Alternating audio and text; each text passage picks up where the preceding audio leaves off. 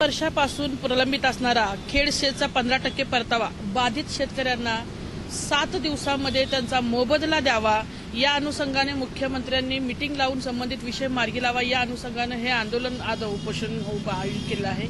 या आंदोलनाचं नियोजन रिपब्लिकन पार्टी ऑफ इंडिया आणि शेतचे बाधित शेतकरी जे आहेत त्या शेतकऱ्यांच्या माध्यमातून हे आंदोलन लागलेलं आहे। शेतकऱ्यांच्या विविध मागण्या ज्या कंपनींनी म्हणजे शेतचा जो प्रकल्प उभा केला त्या प्रकल्पाचे जे बाबा कल्याणी आहेत यांनी शासनाला किंवा राजकीय काही हितसंबंध जोपासून शेतकऱ्यांची फसवणूक केलेली आहे, तर ते आज ज्या पद्धतीने 15% परतावा देण्याच्या नावाखाली आज जवळजवळ 15 ते मला वाटतं 2006 ते 8 या काळामध्ये तो व्यवहार झालेला आहे,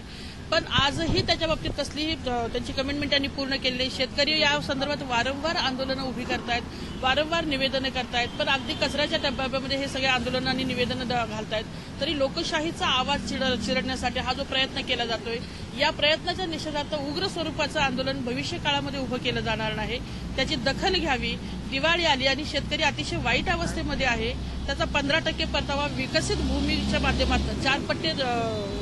4 पटीने वाढवून मिळावा, या अनुषंगाने हे आंदोलन आहे। तुम्हाला या संदर्भात सविस्तर माहिती शेतकऱ्याच्या ज्या वेदना आहेत, ज्या व्यथा आहेत, ज्या अडचणी आहेत, शेतकऱ्यांचं जे नेतृत्व करतात आमचे नेते हजारे साहेब ते तुम्हाला सविस्तर सांगतीलच, पण रिपब्लिकन पक्ष म्हणून शोषितांच्या पीडितांच्या या विषयावरती आम्ही सामाजिक न्यायमंत्री खासदार रामदासजी आठवले साहेब, केंद्रीय सामाजिक न्यायमंत्री यांच्या माध्यमातून आम्ही या राज्याच्या विरोधात, या राज्य शासनाच्या विरोधात भविष्यामध्ये आक्रमक आणि उग्र स्वरूपाचे आम्ही आंदोलन उभं करू आणि या न्यायासाठी शेवटपर्यंत लढा देऊ।